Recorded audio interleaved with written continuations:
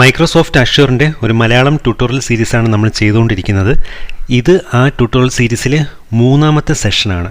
അപ്പോൾ കഴിഞ്ഞ സെഷനിൽ നമ്മൾ എങ്ങനെ മൈക്രോസോഫ്റ്റ് അഷ്യൂറിൽ ഒരു ഫ്രീ അക്കൗണ്ട് ക്രിയേറ്റ് ചെയ്യുമെന്നുള്ള കാര്യങ്ങളാണ് നോക്കി മനസ്സിലാക്കിയത്.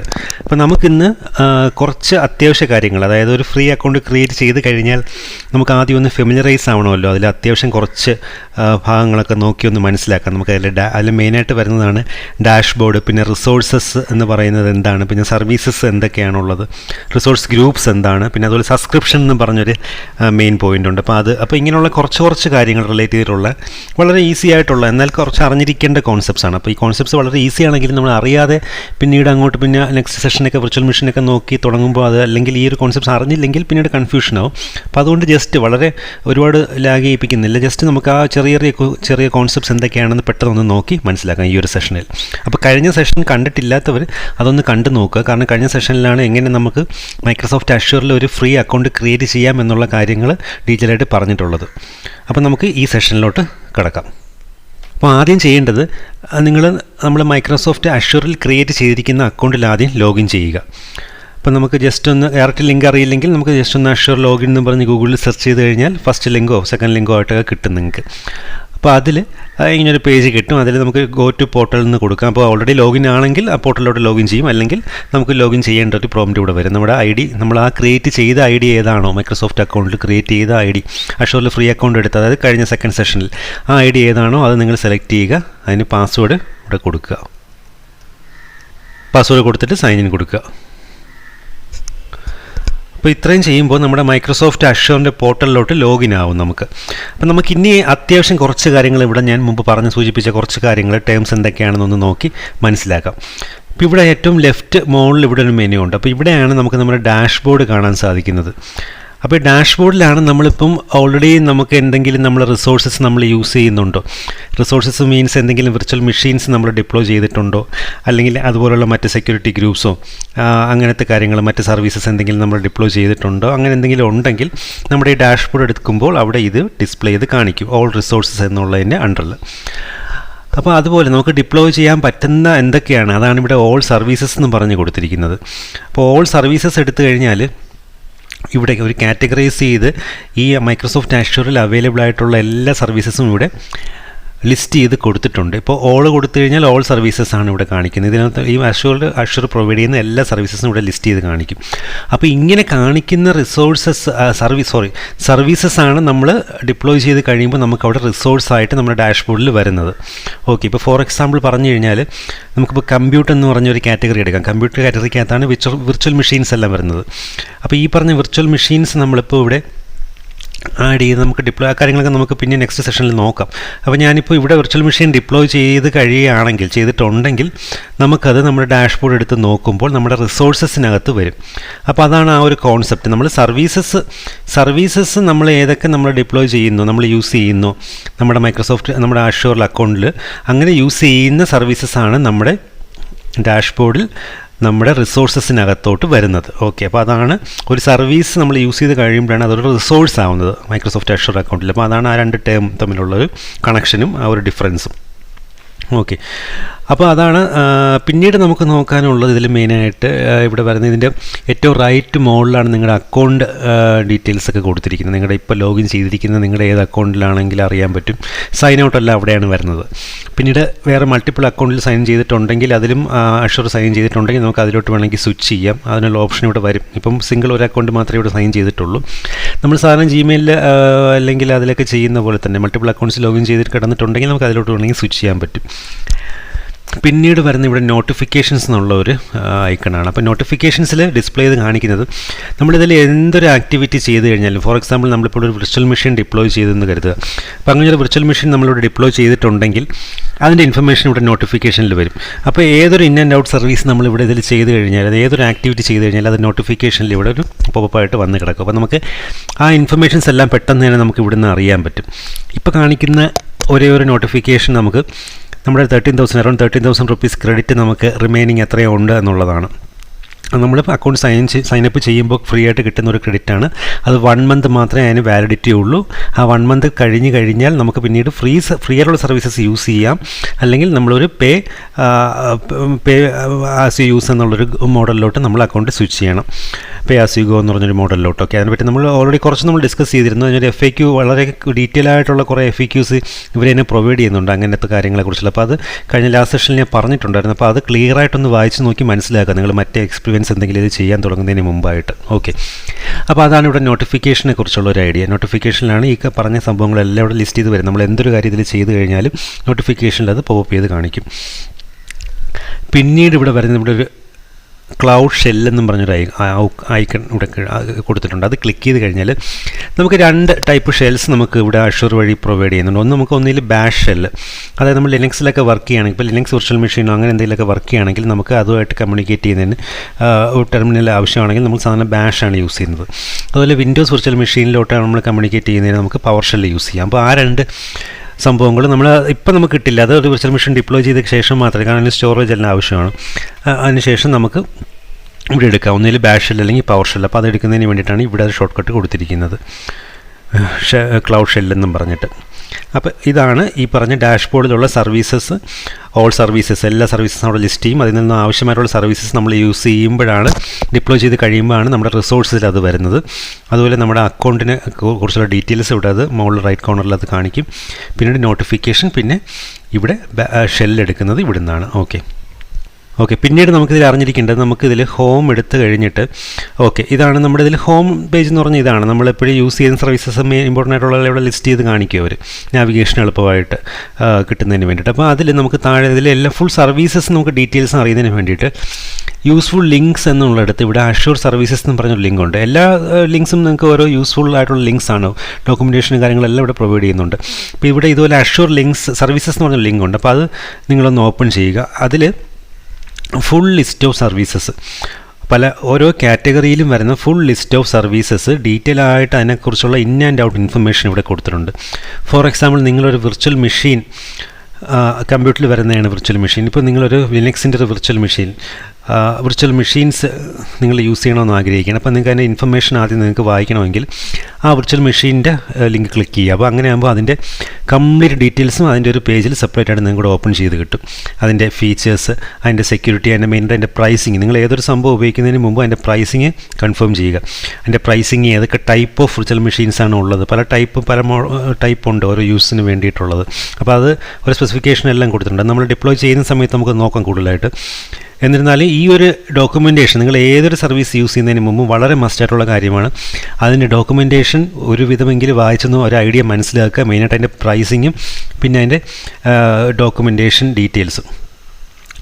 അപ്പോൾ ആ ഡോക്യുമെൻറ്റേഷൻ ഡീറ്റെയിൽസിൽ അതെല്ലാം പെട്ടെന്ന് എങ്ങനെയാണ് യൂസ് ചെയ്യുന്നതെന്നുള്ള ക്വിക്ക് ട്യൂട്ടോറിയൽസ് എല്ലാം അവൈലബിൾ ആണ്. അപ്പോൾ ഇത് നോക്കിക്കഴിഞ്ഞാൽ നിങ്ങൾക്ക് കറക്റ്റായിട്ടൊരു ഐഡിയ കിട്ടും. ഓരോരോ സർവീസ് എന്തിനൊക്കെ യൂസ് ചെയ്യാൻ പറ്റുന്നതാണ്, നമുക്കത് എങ്ങനെ യൂസ് ചെയ്ത് സ്റ്റാർട്ട് ചെയ്യാം എന്നുള്ളതെല്ലാം ഒരു ഫ്രഷറിന് പെട്ടെന്ന് ഐഡിയ കിട്ടും അതിൻ്റെ ഡോക്യുമെൻറ്റേഷൻ വായിച്ചു കഴിഞ്ഞാൽ. അപ്പോൾ നിങ്ങൾ ഏതൊരു ക്ലാസ് അറ്റൻഡ് ചെയ്താലും, ഇപ്പോൾ ഓൺലൈൻ ആയിരുന്നാലും ഓഫ്ലൈൻ ആയിരുന്നാലും അറ്റൻഡ് ചെയ്താലും കംപ്ലീറ്റ് നിങ്ങൾക്ക് A to Z കാര്യങ്ങൾ ഒരിക്കലും ആർക്കും പ്രൊവൈഡ് ചെയ്യാൻ പറ്റില്ല. അപ്പോൾ നിങ്ങൾ ചെയ്യേണ്ടത് ആ ഒരു സർവീസ് നിങ്ങൾ യൂസ് ചെയ്യുന്നതിന് മുമ്പായിട്ട് അതിൻ്റെ മാക്സിമം ഇൻഫർമേഷൻ കിട്ടുന്നതിന് വേണ്ടിയിട്ട് അവർ തന്നെ പ്രൊവൈഡ് ചെയ്യുന്ന ഡോക്യുമെൻറ്റേഷൻ വായിച്ച് മനസ്സിലാക്കുക എന്നുള്ളതാണ് നിങ്ങൾക്ക് ഒരേ ഒരു മാർഗ്ഗം. അപ്പോൾ അതിനാണ് നമ്മൾ ഈ ഒരു പേജ് യൂസ് ചെയ്യുന്നത്. ഓക്കെ, പിന്നീട് നമുക്ക് നോക്കേണ്ട മെയിനായിട്ടുള്ള കാര്യം, നമുക്കിവിടെ റിസോഴ്സ് ഗ്രൂപ്പ്സ് എന്ന് പറഞ്ഞൊരു പേര് കൊടുത്തിട്ടുണ്ട്. അപ്പോൾ അത് എന്തിനാണെന്ന് വെച്ച് കഴിഞ്ഞാൽ, നമ്മളിപ്പോൾ ഓൾറെഡി പറഞ്ഞു നമുക്ക് ഇതിനകത്തുള്ള ഏതെങ്കിലും ഒരു സർവീസസ് നമ്മൾ യൂസ് ചെയ്യുമ്പോഴാണ് അത് റിസോഴ്സായിട്ട് മാറുന്നത്, അതായത് സർവീസാണ് റിസോഴ്സായിട്ട് മാറുന്നത്. അപ്പോൾ അങ്ങനെ റിസോഴ്സായിട്ട് മാറുന്ന സർവീസിനെ നമുക്ക് ഗ്രൂപ്പ് ചെയ്യാൻ പറ്റും. ആക്ച്വലി ഇതൊരു ലോജിക്കൽ ഗ്രൂപ്പിംഗ് ആണ്. അതായത് ഇപ്പോൾ ഒന്നിൽ കൂടുതൽ വിർച്വൽ മെഷീൻസ്, അപ്പോൾ അങ്ങനെ വിർച്വൽ മെഷീൻസ് എല്ലാം കൂടെ നമുക്ക് ഒരുമിച്ച് ഒരു ഗ്രൂപ്പിലാക്കാൻ സാധിക്കും. അല്ലെങ്കിൽ ഇപ്പോൾ ഒരു വിർച്വൽ മെഷീനും മറ്റൊരു എക്സ്ട്രാ ഡാറ്റ ഡിസ്കും അങ്ങനെ എന്തെങ്കിലുമൊക്കെ ഉണ്ടെങ്കിൽ ഒരു സെക്യൂരിറ്റി ഗ്രൂപ്പ്, അതെല്ലാം കൂടെ നമുക്ക് ഒരു സെപ്പറേറ്റ് ലോജിക്കൽ ഗ്രൂപ്പിലാക്കണമെങ്കിൽ അങ്ങനെ ആക്കാൻ പറ്റും. അപ്പോൾ അതിനെല്ലാം വേണ്ടിയിട്ടാണ് നമുക്ക് റിസോഴ്സ് ഗ്രൂപ്പ് നമ്മൾ ക്രിയേറ്റ് ചെയ്യുന്നത്. അപ്പോൾ റിസോഴ്സ് ഗ്രൂപ്പ് ക്രിയേറ്റ് ചെയ്യാൻ വളരെ എളുപ്പമാണ്. അതിവിടുന്ന് നമുക്ക് ഈ ഒരു മെനു ക്ലിക്ക് ചെയ്യുക, അവിടെ റിസോഴ്സ് ഗ്രൂപ്പ് അവിടെ നിന്ന് എടുക്കാം, അല്ലെങ്കിൽ ഇവിടെ ഹോം പേജിൽ തന്നെ ഷോർട്ട് കട്ട് ഉണ്ട്. അപ്പോൾ എവിടെ നിന്ന് വേണമെങ്കിലും നിങ്ങൾക്ക് എടുക്കാൻ സാധിക്കും. അപ്പോൾ അവിടെ നിന്ന് റിസോഴ്സ് ഗ്രൂപ്പ് എടുക്കുക. ഇപ്പോൾ ഒരു റിസോഴ്സ് ഗ്രൂപ്പ് നിങ്ങൾക്ക് ഇവിടെ കാണാൻ പറ്റുന്നുണ്ട്, ടെസ്റ്റ് ഗ്രൂപ്പ് എന്നും പറഞ്ഞിട്ട്. അപ്പോൾ അതുപോലെ നിങ്ങൾക്ക് പുതിയ റിസോഴ്സ് ഗ്രൂപ്പ് നിങ്ങൾക്ക് ഇവിടെ ആഡ് ചെയ്യാം. ഇവിടെ ആഡ് എന്നും പറഞ്ഞ് കൊടുത്തിട്ടുണ്ട്. അപ്പോൾ ഇവിടെ റിസോഴ്സ് ഗ്രൂപ്പ് ഫസ്റ്റിൽ സബ്സ്ക്രിപ്ഷൻ ഫ്രീ ട്രയൽ എന്ന് കിടക്കുന്നത്. നമുക്ക് സബ്സ്ക്രിപ്ഷനെ കുറിച്ച് പറയാം നമുക്ക്. അപ്പം ആ സബ്സ്ക്രിപ്ഷൻ സെലക്ട് ചെയ്യുക. അതിനുശേഷം റിസോഴ്സ് ഗ്രൂപ്പ്, പുതിയൊരു റിസോഴ്സ് ഗ്രൂപ്പ് നമുക്കിവിടെ പേര് കൊടുക്കുക, ഏത് റീജിയനാണ് വേണ്ടതെന്ന് കൊടുക്കുക, എന്നിട്ട് റിവ്യൂ ആൻഡ് ക്രിയേറ്റ് കൊടുക്കുക. അപ്പോൾ അങ്ങനെ റിസോഴ്സ് ഗ്രൂപ്പ് നമ്മൾ ക്രിയേറ്റ് ചെയ്യുന്നത്. അപ്പോൾ റിസോഴ്സ് ഗ്രൂപ്പ് ക്രിയേറ്റ് ചെയ്യുന്നത് ഞാൻ പറഞ്ഞല്ലോ, മെയിനായിട്ട് നമുക്ക് ലോജിക്കലി ഉള്ള ഗ്രൂപ്പിങ്ങിന് വേണ്ടിയിട്ടാണ്, റിസോഴ്സസിനെ ലോജിക്കലി ഗ്രൂപ്പ് ചെയ്യാൻ വേണ്ടിയിട്ട്. അപ്പോൾ അത് മെയിനായിട്ട് യൂസ് ചെയ്യുന്നത്, ഇപ്പോൾ ഫോർ എക്സാമ്പിൾ ഇപ്പം ഒരു ഗ്രൂപ്പ്, ഇപ്പം നമ്മൾ ഗ്രൂപ്പ് എ എന്നും പറഞ്ഞൊരു റിസോഴ്സ് ഗ്രൂപ്പ് ക്രിയേറ്റ് ചെയ്യണം. അപ്പോൾ അതിനകത്ത് നമ്മൾ കുറേ റിസോഴ്സസ് നമ്മൾ അലോക്കേറ്റ് ചെയ്തിട്ടുണ്ട്. അതിനകത്ത് ഒരു വിർച്വൽ മെഷീൻ ഉണ്ട്, ഒരു ഡാറ്റ ഡിസ്ക് ഉണ്ട്, നമുക്ക് കുറേ ഒരു സെക്യൂരിറ്റി ഗ്രൂപ്പ് ഉണ്ട്. അപ്പോൾ അങ്ങനെ കുറേ റിസോഴ്സസ് നമ്മൾ അതിനകത്ത് ഗ്രൂപ്പ് ചെയ്തിട്ടുണ്ട്. അപ്പോൾ ഇതിനെല്ലാം നമുക്ക് ഒരു പെർമിഷൻ നമുക്ക് പെട്ടെന്ന് അസൈൻ ചെയ്യണം, ഒരു ടൈപ്പ് ഓഫ് പെർമിഷൻ നമുക്ക് അസൈൻ ചെയ്യണം. അപ്പോൾ അങ്ങനെയാണെങ്കിൽ ഈ പറഞ്ഞ റിസോഴ്സിനെല്ലാം സെപ്പറേറ്റ് നമുക്ക് ചെയ്യുന്നത് ഒരു TDS വർക്കായിരിക്കും പലപ്പോഴും വലിയ ഓർഗനൈസേഷൻസിലെല്ലാം. അപ്പോൾ അങ്ങനെ വരുമ്പോഴാണ് നമുക്കിതൊരു ഗ്രൂപ്പിലാണെങ്കിൽ നമുക്ക് പെട്ടെന്ന് ഒറ്റയടിക്ക് നമുക്ക് ആ ഒരു ഗ്രൂപ്പിന് നമുക്ക് ആ പെർമിഷൻ അസൈൻ ചെയ്താൽ മതി. ആ ഗ്രൂപ്പിനകത്തുള്ള മറ്റ് മെമ്പർ റിസോഴ്സസിനെല്ലാം ഓട്ടോമാറ്റിക്കായിട്ട് നമ്മൾ ഗ്രൂപ്പിന് കൊടുക്കുന്ന പെർമിഷൻ തന്നെ ഓട്ടോമാറ്റിക്കായിട്ട് അസൈൻ ആവും. അത് ഒരു യൂസ്. പിന്നീട് നമുക്ക് എന്തെങ്കിലും ഇപ്പോൾ ടെസ്റ്റ് പർപ്പസിന് വേണ്ടിയിട്ട് കുറേ റിസോഴ്സസൊക്കെ എല്ലാം നമുക്ക് ക്രിയേറ്റ് ചെയ്തു, അത് കഴിഞ്ഞ് പെട്ടെന്ന് നമുക്കെല്ലാം ഒരുമിച്ച് നമുക്ക് ഡിലീറ്റ് ചെയ്യണം. അപ്പോൾ അങ്ങനെ ഒരു ആവശ്യം വരികയാണെങ്കിൽ അതൊരു ഗ്രൂപ്പിൽ ലോജിക്കലി അലോക്കേറ്റ് ചെയ്ത് വെച്ച് കഴിഞ്ഞാൽ നമുക്ക് ആ ഒരു യൂസ് കഴിഞ്ഞ് പെട്ടെന്ന് ഡിലീറ്റ് ചെയ്യാനുള്ള എളുപ്പമാണ്. അപ്പോൾ അങ്ങനെ എന്ത് വേണമെങ്കിലും നമുക്ക് ക്രിയേറ്റ് ചെയ്യാം. അങ്ങനെയുള്ള പല ആവശ്യങ്ങൾക്ക് നമുക്ക് ബെറ്റർ ഈസി ആയിട്ട് മാനേജ് ചെയ്യാൻ പറ്റും. നമുക്കൊരു റിസോഴ്സ് ഗ്രൂപ്പിനകത്താണ് നമ്മുടെ റിസോഴ്സസ് അലോക്കേറ്റ് ചെയ്യുന്നെങ്കിൽ. അപ്പോൾ അതാണ് റിസോഴ്സ് ഗ്രൂപ്പിന് കൊണ്ടുള്ള മെയിനായിട്ടുള്ള യൂസ് എന്ന് പറഞ്ഞു കഴിഞ്ഞാൽ.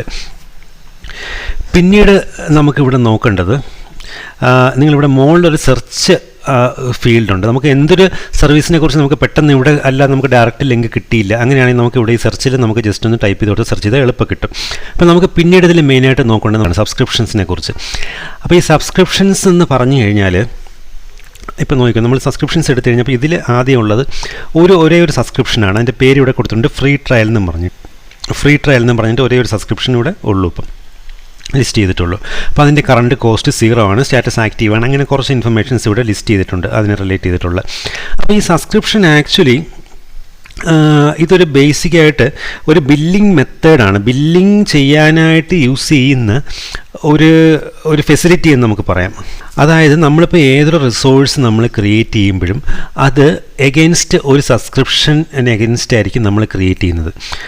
ഫോർ എക്സാമ്പിൾ, നമുക്കിപ്പോൾ ഇവിടെ നമ്മുടെ അക്കൗണ്ടിൽ ഡിഫോൾട്ടായിട്ട്, അതായത് നമ്മളിപ്പോൾ ഇവിടെ ഫ്രീ അക്കൗണ്ടാണ് നമ്മൾ ക്രിയേറ്റ് ചെയ്തിരിക്കുന്നത്. അപ്പോൾ ഡിഫോൾട്ടായിട്ട് ക്രിയേറ്റ് ആയി വരുന്ന ഒരു സബ്സ്ക്രിപ്ഷനാണ് ഫ്രീ ട്രയൽ എന്ന് പറഞ്ഞ പേരിൽ ക്രിയേറ്റ് ആവുന്ന സബ്സ്ക്രിപ്ഷൻ.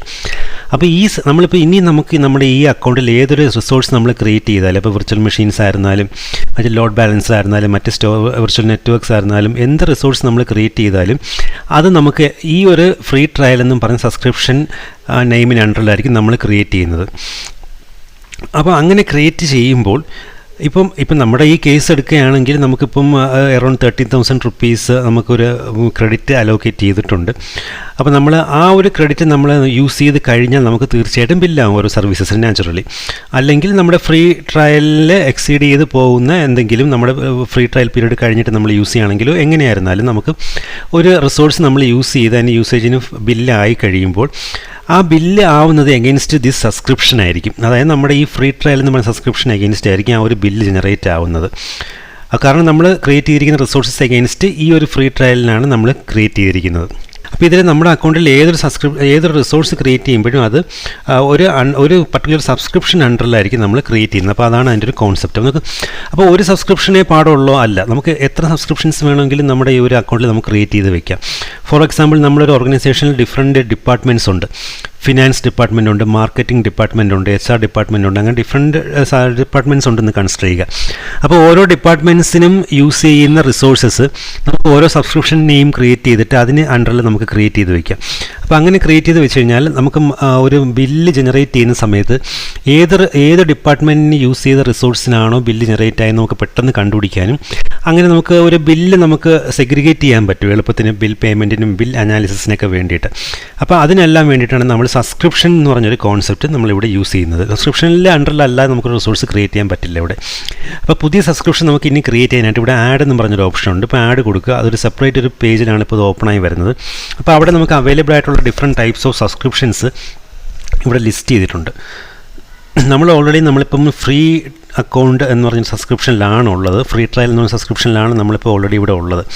അപ്പോൾ ആ ഒരു ഫ്രീ ട്രയൽ നമുക്ക് കഴിയുമ്പോൾ നമുക്ക് പേ ആസ് യു ഗോ എന്ന സബ്സ്ക്രിപ്ഷനിലോട്ട് നമുക്ക് സ്വിച്ച് ചെയ്യാം.